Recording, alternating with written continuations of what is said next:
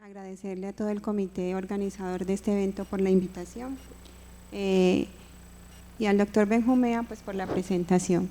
Vamos a hablar de dos temas muy puntuales en el cáncer gástrico temprano, entonces quiero decirles que yo no tengo conflictos de interés. Gracias.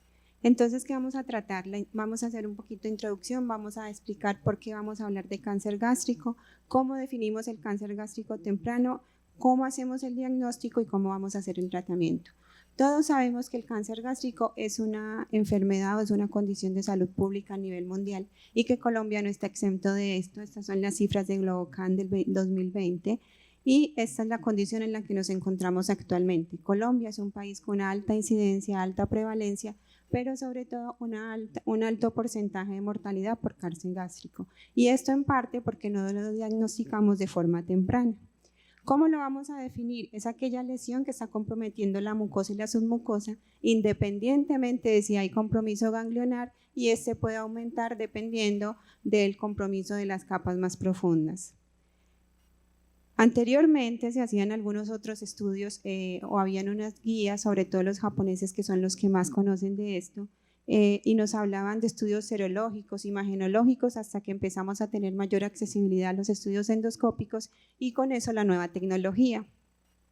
Sin embargo, no quiero tocar mucho este tema en la parte de la serología porque el doctor Otero va a hablar de las lesiones premalignas, entonces quiero que él mejor nos hable un poco sobre el pepsinógeno y la grelina y la gastrina. Sin embargo, los estudios que muestran del CA19-9 o del CA72-4 no son muy concluyentes para decirnos que de verdad podemos hacer un diagnóstico de cáncer gástrico temprano. Esto es como la evolución de las guías japonesas a través de la historia. Inicialmente lo que siempre han hecho es tener una pauta sobre la edad de los pacientes a 40 años, posteriormente a 50 años, y siempre van a tener varias condiciones. El sitio, el origen del paciente, el status performance, los antecedentes familiares, el compromiso a la infección por Helicobacter pylori, y todo esto nos va a llevar a que hagamos estudios serológicos, estudios imagenológicos, endoscopia. Eso se hizo hasta hace un tiempo y ya les voy a mostrar la evolución de las guías japonesas. Entonces, vamos a hablar claramente cuál es el diagnóstico y llegamos al gold estándar, la endoscopia, pero una endoscopia digestiva alta bien hecha, con el paciente con el ayuno adecuado, con el estómago limpio, que podamos hacer una verdadera evaluación de todos los puntos claros que tenemos que hacer, la descripción alfanumérica y el reportaje fotográfico que debemos hacer de ella. Esto es una foto de un estudio que hizo el doctor Emura, en donde muestra cómo debemos hacer todas las fotografías para llegar entonces a una endoscopia completa. Listo. Con el advenimiento de la tecnología, entonces entramos a la cromoendoscopia. Había una que era como la convencional y era el uso de tinciones que nos ayudaban a detectar o a confirmar las lesiones que nosotros habíamos sospechado a la luz blanca. Sin embargo, con el advenimiento de la cromoendoscopia, el MVI, el iScan o el FAIS que todos conocemos, podemos hacer un mejor estudio. De hecho, dentro de los parámetros de una endoscopia de alta calidad, está usar la cromoendoscopia que tengamos disponible. Entonces ahí vemos cómo está el estómago limpio, podemos hacer una evaluación adecuada. Es muy importante que hagamos siempre la maniobra de insuflar y aspirar, porque cuando la mucosa está muy distendida se nos pueden pasar lesiones y una vez aspiramos esas lesiones se pueden demarcar mucho mejor.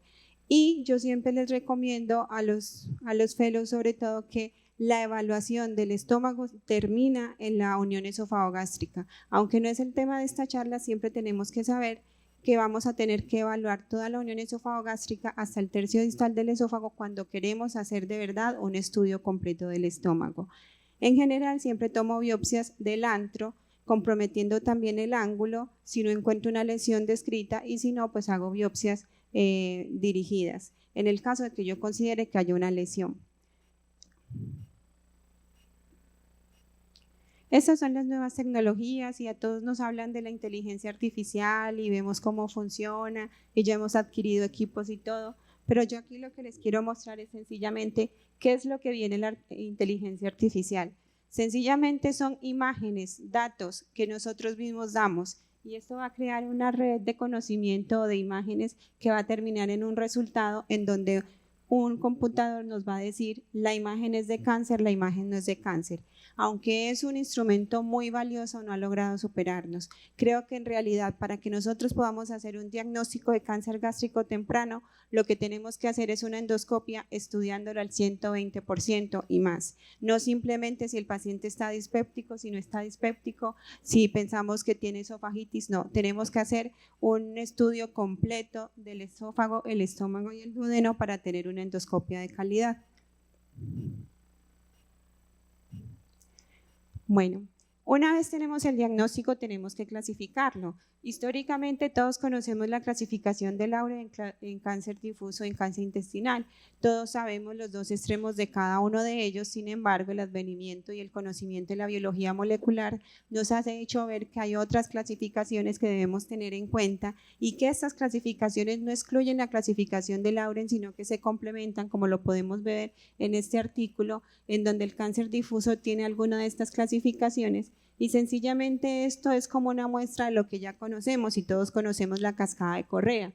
Siempre va a haber un factor ambiental, la dieta, el Helicobacter pylori y la microbiota, que ya los estudios de la microbiota nos están mostrando la importancia en el desarrollo del cáncer gástrico. Entonces vamos a tener lo que ya conocemos todos como la cascada de Correa, con todas estas variaciones moleculares que ya conocemos hasta llegar al cáncer gástrico. La idea es que nosotros cada vez hagamos mayores diagnósticos de una lesión temprana y no que tengamos una lesión tardía. Siempre que tengamos el Helicobacter pylori hay que tratarlo. Eso ya lo conocemos todo. Este es un artículo que hicimos en un estudio multicéntrico prospectivo y aleatorizado, en donde demostramos que la terapia dual tiene un muy buen resultado. Sin embargo, nuestros pacientes eran muy claros, sin comorbilidades, primer tratamiento, que no tuvieran falla renal, y evaluamos muy bien la adherencia al tratamiento. Siempre le dimos amoxicilina 1 gramo cada 8 horas y omeprazol 40 miligramos cada 8 horas. Nos preguntan por qué no el esomeprazol, porque generalmente todos los pacientes no tienen acceso al esomeprazol.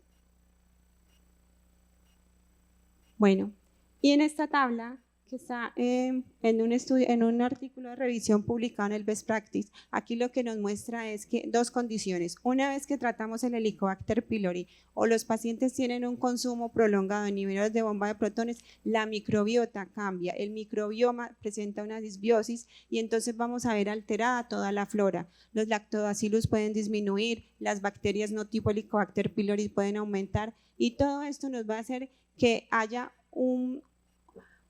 una microbioma o un evento en donde podamos desarrollar el cáncer gástrico. Entonces, todo esto lo tenemos que tener en cuenta.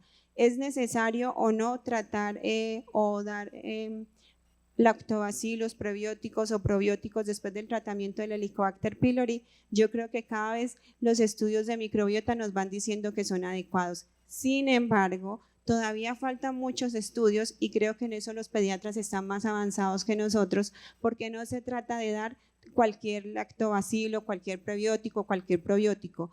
Todas estas bacterias son muy específicas, así como nosotros conocemos el Helicobacter pylori, y no todas están indicadas en cada paciente. Tenemos que saber el ambiente y de acuerdo a eso saber qué le vamos a dar. Entonces, esto es un estudio que viene aumentándonos y no sé si probablemente vayamos a terminar entonces en un futuro en trasplante de materia fecal para manejo de algunos cánceres gastrointestinales. Es una posibilidad. Las falencias en este momento es que estamos conociendo el cambio en la microbiota gástrica, pero no tenemos claro qué está pasando con la microbiota a nivel del intestino delgado o a nivel del colon. Probablemente vendrán más estudios o nosotros nos animamos a hacerlos. Esto es lo que ya habíamos hablado referente a los cambios que produce la mucosa a través del consumo prolongado de inhibidores de bomba de protones. Sin embargo, no quiero adentrarme mucho en el tema porque puede ser un tema del doctor Otero y aparece un nuevo diagnóstico o aparece una nueva circunstancia y es cómo vamos a diagnosticar a aquellos pacientes a los que ya les hicimos tratamiento por el Helicobacter pylori. Se ha demostrado desde el punto de vista endoscópico y patológico que hay cambios mayores, y estos cambios que nos dicen que las lesiones ya no son un poquito elevadas o un poquito inflamadas o un poquito más rojas como las veíamos inicialmente y que a la cromoendoscopia nos van a dar unos cambios floridos, sino que sencillamente estas lesiones se vuelven más planas, más pequeñas, más difíciles de evaluar incluso con la cromoendoscopia, y lo que se cree es que estos pacientes que han tenido tratamiento para el Helicobacter pylori pueden estar haciendo unas lesiones que son un poquito más profundas. Entonces empezamos a pensar, ¿será que vamos a empezar a diagnosticar cánceres que pudieron haber sido diagnosticados temprano de forma más tardía, porque hay cambios en la mucosa, hay cambios a nivel de patología que nos dicen que el tumor cambia, incluso en lesiones en cáncer gástrico avanzado?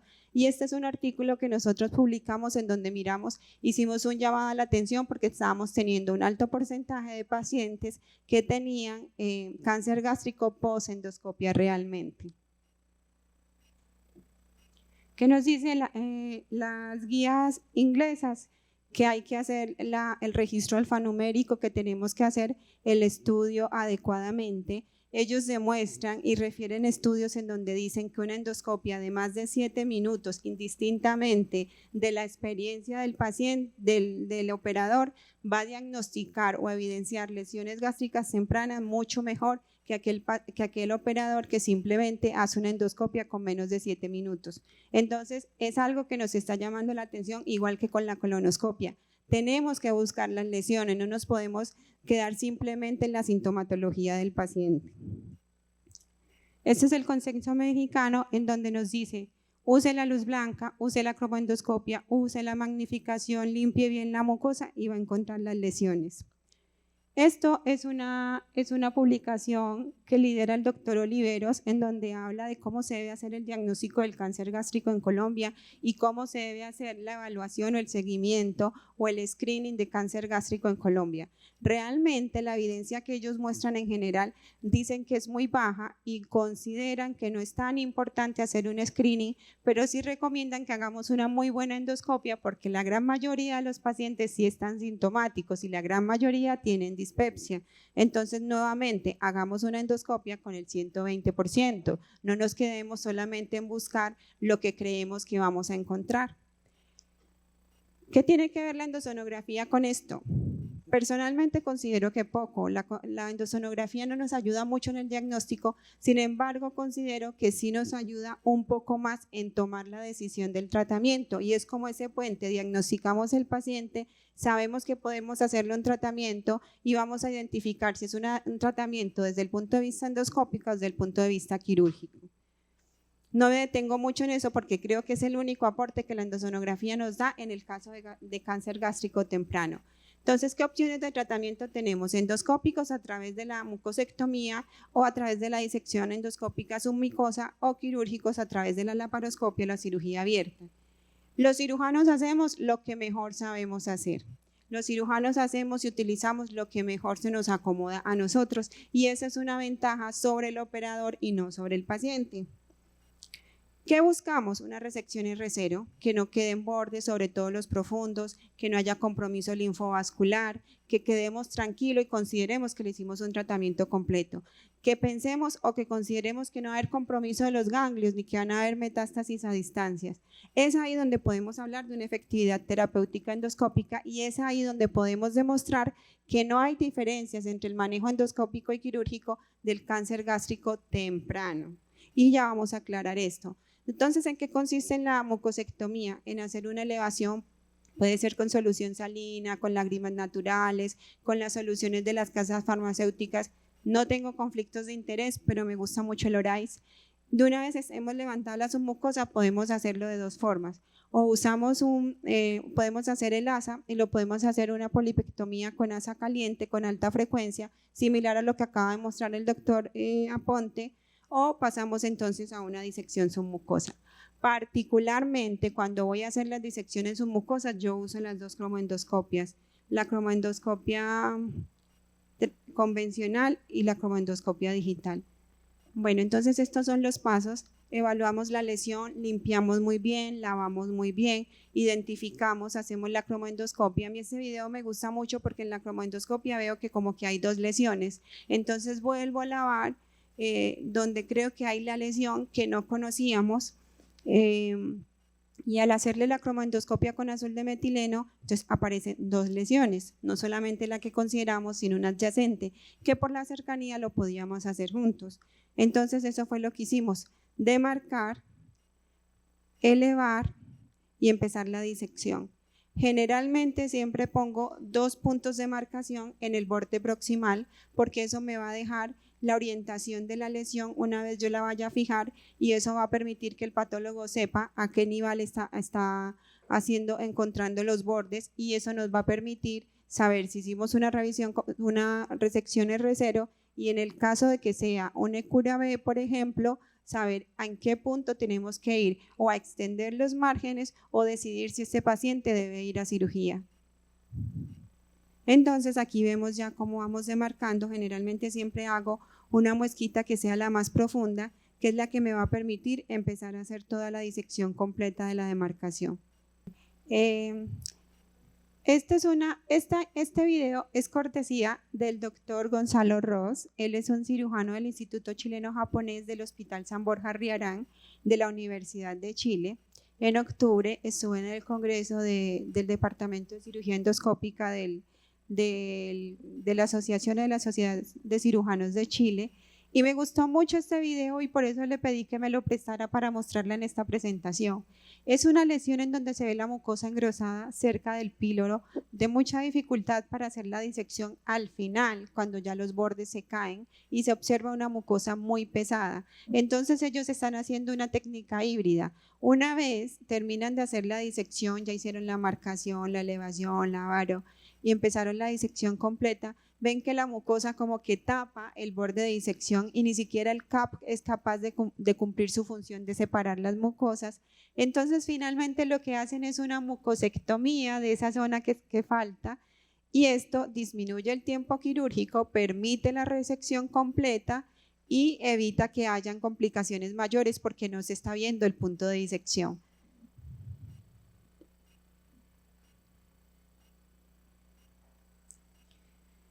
En cuanto a las indicaciones de estas técnicas, es muy importante. Si tenemos un cáncer gástrico temprano, lo identificamos, lo estadificamos y le hacemos la resección si consideramos que es 1A o 1B, si está en la mucosa o en la submucosa. Finalmente, siempre las guías japonesas han ido evolucionando. Antes los criterios eran muchos menores, cada vez son más extendidos, cada vez hacemos más disecciones en lesiones ulceradas, en lesiones mayores iguales a 3 centímetros y vemos aquí cómo evolucionan ellos y cómo van cambiando todas las condiciones hasta llegar a lo que tenemos hoy, que son las guías japonesas del 2021, en donde la mucosectomía pierde como un espacio en la disección o en el manejo endoscópico y gana más adeptos la disección endoscópica submucosa. Y el único criterio claro de hacer una mucosectomía es esto, bien diferenciado, que no esté ulcerado y que mida menos de 2 centímetros. Del resto siempre prevalece la disección submucosa sobre la mucosectomía. Aquí vemos entonces las condiciones de las lesiones y la idea es llegar a esto, a una tasa de curación A. Probablemente si tenemos una curación B podemos hacer una resección de los bordes dependiendo del tipo y por eso es tan importante la marcación cuando nosotros iniciamos el procedimiento porque el patólogo va a poder decirnos cuál es el borde que nos quedó positivo o no, si hay compromiso linfovascular o no. Y si nosotros llegamos a esto, al EQRS, este es un paciente que debe ir a cirugía.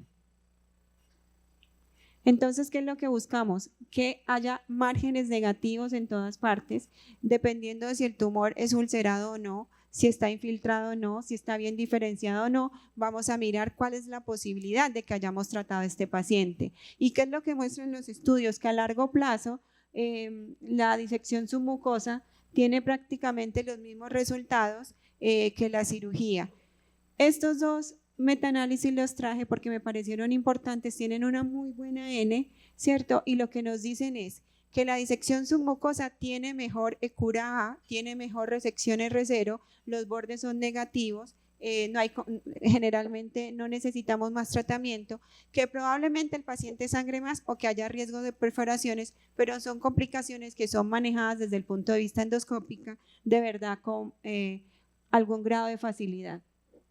En mi experiencia personal, estos son mis números. Tengo 63 disecciones endoscópicas submucosas. Mi media de manejo es de 76 minutos. Los pacientes que tienen fibrosis, que han tenido biopsias mayores, que han intentado hacerlas y no la han realizado, hacen como un poco de cicatriz y estos pacientes son más difíciles y aumentan el tiempo quirúrgico. Estos entonces son los órganos en los que hemos trabajado, ¿cierto? Y la mayoría son de estómago. La mayoría tienen anocarcinoma bien diferenciado y hemos tenido algunas lesiones de leiomiomas, de carcinoides, y estos han sido interesantes porque son casi que en la región subcardial, entonces hemos evitado gastrectomías totales en pacientes jóvenes que probablemente antes ese era su tratamiento. Entonces nuestro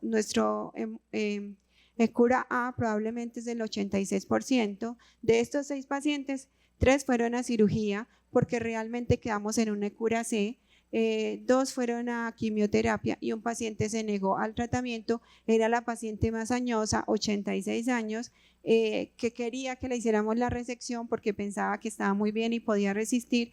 Una vez le dijimos que habían bordes y que ya la indicación era cirugía, consideró que ya su edad no era necesario.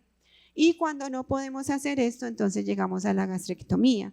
Y en la gastrectomía laparoscópica que vemos, tejidos sanos, una anatomía amigable, no se distorsiona, una cirugía que realmente es muy expedita. Por eso yo considero que si la lesión no se levanta, si no es tan necesario hacer la endosonografía, porque si la lesión está profunda, quiere decir que hay mayor posibilidad de que se comprometan los ganglios. Y si hay mayor posibilidad de que se comprometan los ganglios, es mejor hacer una gastrectomía y un vaciamiento ganglionar tipo D1 y hacer una cura A, perdón.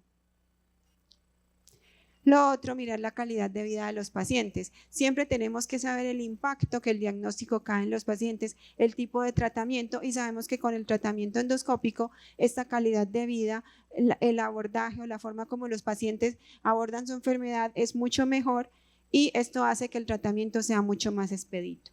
Entonces, como mensaje yo les quiero decir que la endoscopia sigue siendo el mejor estudio para diagnosticar el cáncer gástrico temprano, que considero que asociado con la patología van a convertirse en el gold estándar, que el tratamiento endoscópico a largo plazo ha demostrado resultados similares al tratamiento quirúrgico en los pacientes que escogemos bien, porque es que la cirugía empieza antes, durante y después. Cuando escogemos bien los pacientes, los resultados van a ser mejores, la cirugía va a ser expedita y el posoperatorio va a ser mejor. La endosonografía simplemente nos va a decir hagámoslo laparoscópico, hagámoslo quirúrgico y hagámoslo endoscópico, y tengamos en cuenta que aquellos pacientes que tienen condiciones especiales tenemos que ser un poquito más avanzados y pensar como si estuviéramos tratando el cáncer gástrico avanzado y hacerle una medicina hecha a la medida. En mi caso particular, la única paciente que yo he llevado a gastrectomía total en una lesión temprana fue una paciente de 33 años con un antecedente de cáncer difuso hereditario, su madre, 2 tías y uno de sus hermanos fallecidos en el posoperatorio, estuvo con todo el estudio genético y sin embargo tiene unas variantes que se han reportado muy poco en el mundo y que en general muestra el por qué ellos en su posoperatorio hacen complicaciones mayores. La operamos en el año 2018 y yo no la he querido publicar porque de estas variantes ninguno ha tenido una sobrevida de 3 años y yo espero en el 2023 poderla publicar. Muchas gracias.